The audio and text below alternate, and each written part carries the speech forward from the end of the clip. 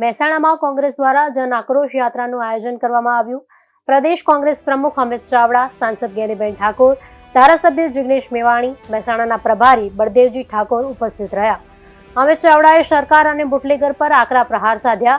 તેમણે જણાવ્યું કે યાત્રા દરમિયાન સૌથી વધુ ખેડૂતોના પ્રશ્ન રજૂ કરવામાં આવ્યા। ખેડૂતોને કમોસમી વરસાદના કારણે મોટા પ્રમાણમાં નુકસાની થઈ છે। દરેક ગામ અને ગલીમાં પાણી નથી પહોંચતું, પણ દારૂની રેલમછેલ છે। દારૂ અને ડ્રગ્સની બધી એટલી હદે વધી છે કે યુવાધન નશાના રવાડે ચડી બરબાદ થઈ રહ્યું છે।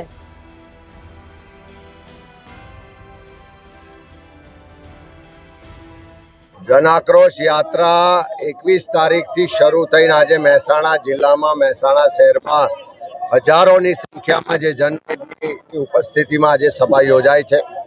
તમે સૌએ જોયું હશે કે આખી હજારોની સંખ્યામાં લોકો જે ઉપસ્થિત છે એમણે એકી અવાજે કીધું કે પીવાનું પાણી નથી મળતું, પણ ગલીએ ગલીએ દારૂ અને ડ્રગ્સની હાથડીઓ ખોલાઈ છે। હપ્તાખોર આ સરકારને કારણે યુવાધન બરબાદ થઈ રહ્યું છે। હપ્તાખોર આ સરકારને કારણે નાની ઉંમરે બેન દીકરીઓ વિધવા થઈ રહી છે, અને તેમ છતાં સરકારનું પેટનું પાણી હાલતું નથી। આટલો બધો આક્રોશ આખા ગુજરાતમાં જોવા મળે છે। જેમ જેમ જન આક્રોશ યાત્રા આગળ નીકળે, આખા ગુજરાતના લોકો કહી રહ્યા છે કે દારૂ ને ડ્રગ્સ બંધ થવો જોઈએ।